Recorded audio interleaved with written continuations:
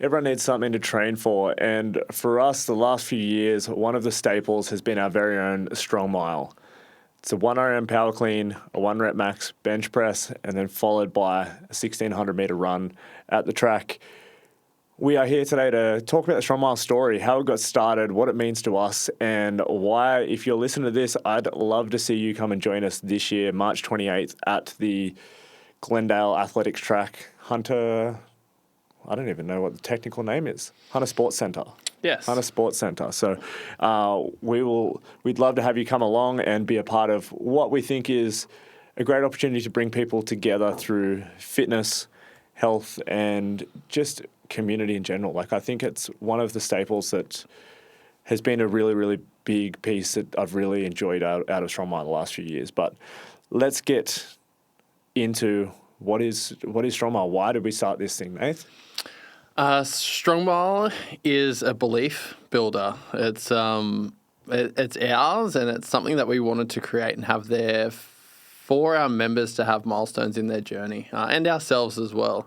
And when people go on their training journey, they generally are most of the time moving away from pain is the starter. They don't want to feel a certain way, or they don't want this or that.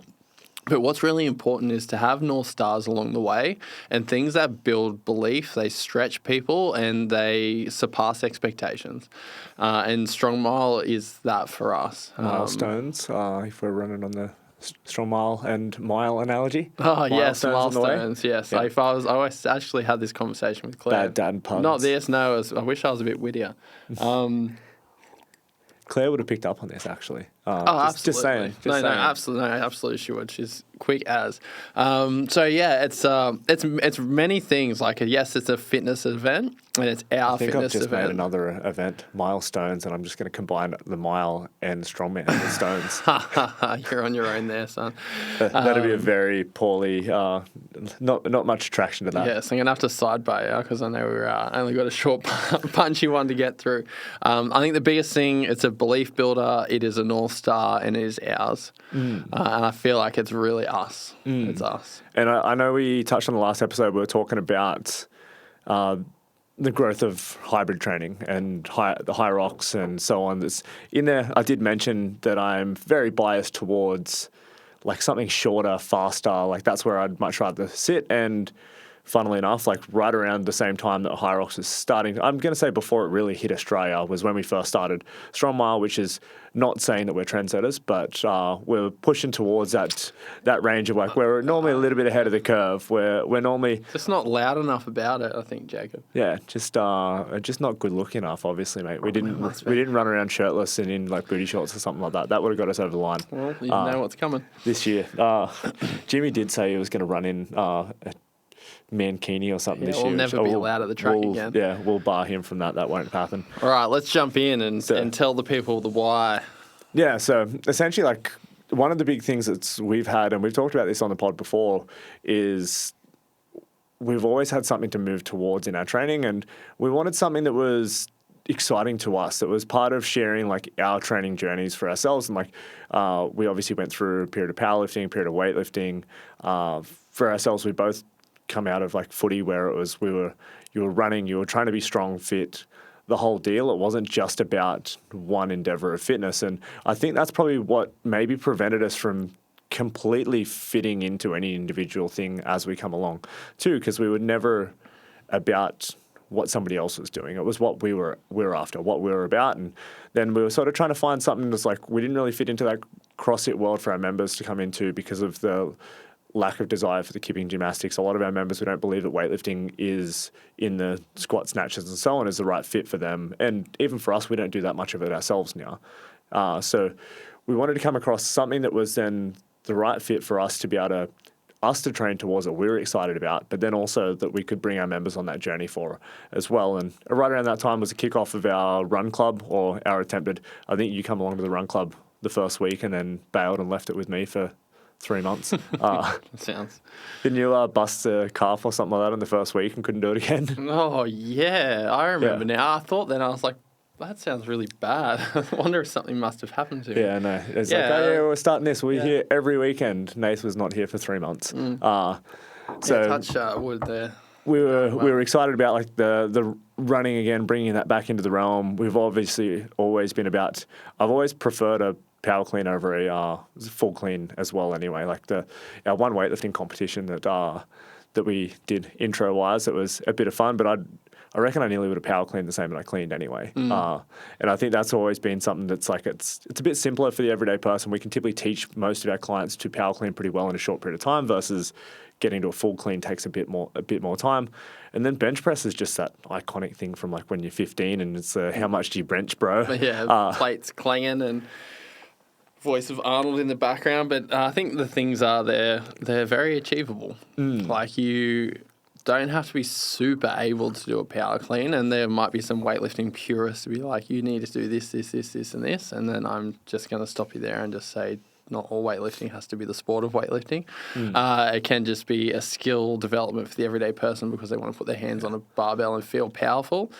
Bench press. I've seen some pretty sketchy but successful power cleans in the strongman world when I was competing. So yeah, there you go. And there's also anyway, we don't want to get off track. And with bench press, again, achievable, and the mile or 1600, like it's very achievable. And we've had one of the it's people long that come enough to make it where it's a stretch. Like where you have to give it some. Like you can't just if you haven't done it before, you're probably going to have to train a little bit to get to it. But then it's also then the challenge becomes the speed of it after that. There, like I think if it was a 5K run, everyone would be like, I'm not in on this. Like it's probably too much to just jump in at.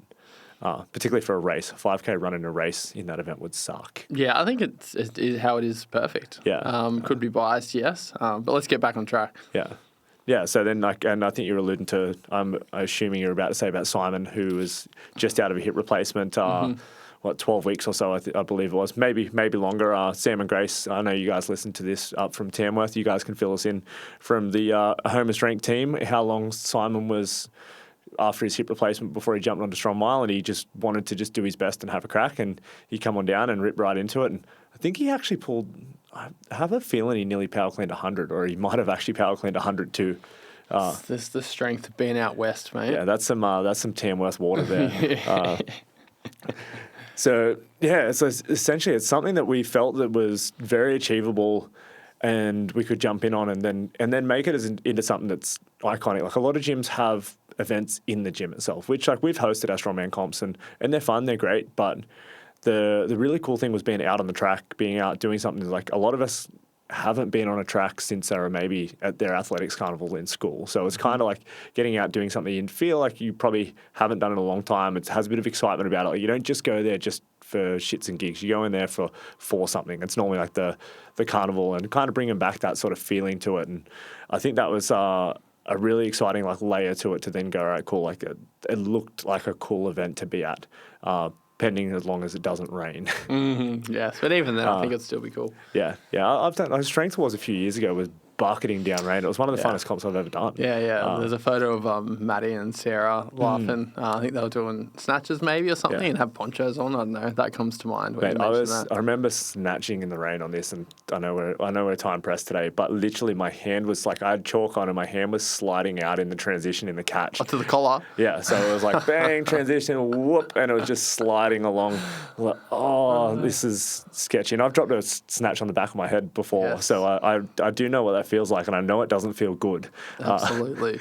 It's like I think the thing of it is it's just got that good feel about it being outside, being at an iconic venue that I think it makes things, even back in my strongman competitor days, the gym events were fun, but the events where it was like at a venue that was like cool and different and had like everyday people walking past and seeing, like we competed at Meatstock, the barbecue festival a few years ago, and like that's where they have the national comp and stuff now. It was like the auditorium that you end up in, like those things made the competition into something more than what it would have just been if it was just being done in the car park of a gym. And I think that's one of the really cool things in how we host the event and how we run it there. And then really the big one that we'll get onto is like, why do people have to share a bar? That's the question that we get every now and then that comes up. It's like, why do I have to share a bar with somebody? Yeah. Give it to me, Nate. If you've been a part of Newstrength and what we do, community is a massive massive component of that, and sharing the experience and actually integrating the community. And I think fitness and sports have the ability to be like a very solo pursuit where people have their headphones in and they're focused on their own times. And we did not want a bar of that. We wanted to make sure we could structure it in a way that kind of forced connection, because connection is a big value of ours that we hold. And we wanted to make sure that we could actually run this event where this would happen. And it's funny, you do have a little bit of resistance, or you can do at times, but once the day starts to get rolling and all the conversations and the friendships that get made because people are sharing a bar, and how the heats have ran is you're going to be sharing a bar with someone that's around the same weights of you. So you both have similar capacities, you're both encouraging each other to hit PRs, and then that's really where that celebration connection comes into the competition, where it is, yes, we're seeing some crazy numbers happen, but realistically the day is a community day where it builds belief for the individuals, but they also get to share the wins and they get to share the journey. And the way that you can, I guess, share the wins with your peers or your athletes is knowing more about them. And what happens in that with the barbell sharing is you have to have more conversations. You get to know more about the person that you're alongside with and you're quote unquote suffering with. And then when they get a win or you see them get a win, it's quite fulfilling. And then what that does is, one, it makes it not just about you, it makes it about the person next to you, but then also it just makes it such a better day. And it feels like everyone's win is your win, which I think is what gets missed in a lot of fitness events. Oh man, I know how many times at strongman comps, and there was variance there. It really depended on the people who you're with on the day, but the guys that were there that like headphones in, sunnies on, like would not talk to you at all. And you kind of like, if there was often where I was driving down to some random back car park gym in Sydney to them where I was like, nobody, like by myself, to then not talk to anybody because everyone's locked in on it and so focused on, let's be honest, strongman, like as much as I love it, isn't that big of a sport where it doesn't, like, it's not really, like, you're not winning anything. You're winning like a $20 trophy. This might make a few strong men and women angry. I think it'd do better as a reality TV show than it would as a sport. Oh, mate, I think if you watch YouTube, it's already there. But I think, like, versus the alternatives was, like, there was events where you go along to and then people were talking to you, bringing you in on it, sharing bars in the warm-up room, and it was like you were going out there together, like as to just try to test yourself and get the best out of yourself there. And they were the best events that I remember. Yeah. It wasn't the ones where it was like, oh, I might have performed the best, but people weren't talking to each other like in those sort of things there. And even probably the era of strongman that I look back on the most fondly was when we had our own little crew of like Sam and Grace from Tamworth, and when they were with us, Annalise, we were very close with Hank at the time when he was before he turned into a famous like biggest deadlift in Australia ever, range, like when he was competing with us, and we just had our crew, and we were just very social around each other. And I think that's what I really loved about the strongman in that time frame, and that's what we wanted to bring to Strongmile, regardless of whether you turn up by yourself there and you're the only person from your gym, you've come along to the event because you just thought it was cool, or whether you've come along with, like, Strength brought like 20 members or something like that. They'd come down in a bus from Tamworth, which is so cool to see. Like, I think that's the things that are really special to us, of like then the community building that happens because of it. And absolutely. I think the format, the style, like that's the range, like even us being diligent on how we fit the heats together, like the amount of time that goes into just making sure that we can balance the heats out so we don't have one person taking all the attention because they're doing 50 kilos more than everyone else and that sort of thing, like trying to find that balance there of going, okay, cool, we're going to put these people in around the same heats, we're going to make it exciting.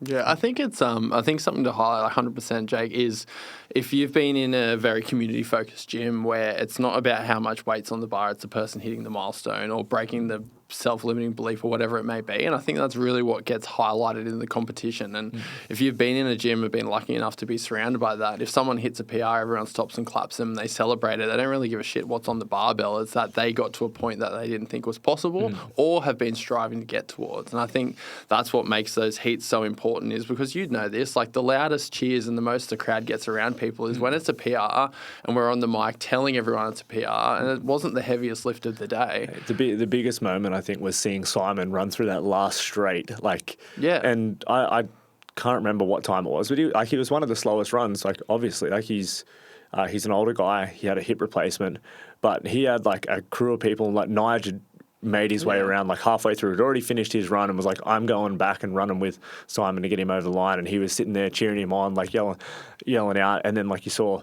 it was him and then it was little Georgia Chorley. There was only like, she's so young and she had like a crew of like 3 or 4 people running with her to get her over the line on the end there. And they were the moments that really made Strongmile. Yeah, like that was the ones that I look back on and I see on that there. Plus another little one, and I don't know whether Ben and Oscar are listening to this, but there is an iconic moment where Ben and Oscar, like father and son, Oscar's now 15, 16, I think, and he made his way through and he just timed his sprint right to the end. And literally, I think Ben thought he was home. Ben thought he had this. He's like, all right, I've got bragging rights in the house for this one here. And Oscar just timed his sprint and just ran and intentionally just cut him off at that last little second too, just to go like, hey, Dad, I've got you here. Those are the ones that really, really made Strongmile special last year, and they're what we want to see more of. Yeah, absolutely. Sure, there was like Dylan Campbell was incredible with some of the numbers that he put up as well, and to like he benched 200. He he ran fast, and then he ran a half marathon the next day. Yeah, like he benched 200. I think he power cleaned 140 and went sub 6 on a mile, which is. That's an incredibly impressive athlete. But for everyone that cheered on that there, I think there was 10 people cheering on the Simons, the Georges in those occasions there. And I think what it was is everyone wanted to see everyone win. I think that's what it about Strongmile. Like everyone wants to see everyone win. So whilst there is support to see the crazy feats of strength and speed and athleticism, but it's not those things. It's that person winning in their own right because that's their pursuit. Yeah. And then you have the people that were like, I can't run. Like, I'll never run again. And like you said, they may have had a negative experience at the track or the carnival and be like, fuck, I don't know if I can do this thing. And they cross the line. Like when we had the group of mums there last time with like E and Sarah and Amy and that, it's like those things, it's all about them winning in their own journey, but everyone supports everyone in that. And I think it's something... biased or not, I think it's something that's truly special and it's also rare. I think people experience it in their community-based gyms, but in an actual competition standpoint where you can get a little bit uncomfortable and you can set out to something that can build a lot of belief and stretch you in that thing, I think it's something special, something that's here to stay. And each year's been bigger so far, and I don't think 2026 is going to be any different. So let's take a couple of minutes before we wrap this up. Like, what's coming in 2026? What can we expect to see from the event that's new? Besides new venue, which is... I was about to say, there's a big one there. The big one is the new venue, Hunter Sports Centre. Obviously, I'm going to let you guys in on a little secret. It wasn't intentional. It was more so that we didn't book early enough for the Fernley Doors track. We were originally planning on being there again, but... I think it's actually going to upscale the event so much more. The venue there is incredible. It's the team there have been really, really good to work with as well, and they're very excited to have us on board and bringing a whole bunch of people to the community there. And that's number one. Number two, the girls have called it more athletes. Yeah. The last little piece that's not quite locked in yet, but I'm pretty sure Lily was very, very keen to have was a doubles. So we don't exactly know how this is going to wrap its way up yet. It'll be, by the time this is live, we will have it locked in, but it will be... I think another thing to touch on before then is the partners. Where there'll be more partners this year. I won't drop who it is exactly, but you can see more brands coming along for the journry and sharing the values. Yeah, so, much more partners this year, which will be a big one, and it'll dictate how the day goes, and I guess... not dictate, amplify the values of the day and what we try and bring to the table and offer the community through this really cool, we'll call it a fitness competition, but I don't view it as that. I view it as, we use that as a vehicle, but it's a belief builder. We've got more companies that really align with us on our values and using health and fitness to build belief and to break self-limiting beliefs and to build identities. So you can expect more of that also. So, and then the last piece is doubles. So this may look like I'm calling a 2 times through like 400 on, 400 off, 400 on, 400 off. So you like sub in and out with your partner.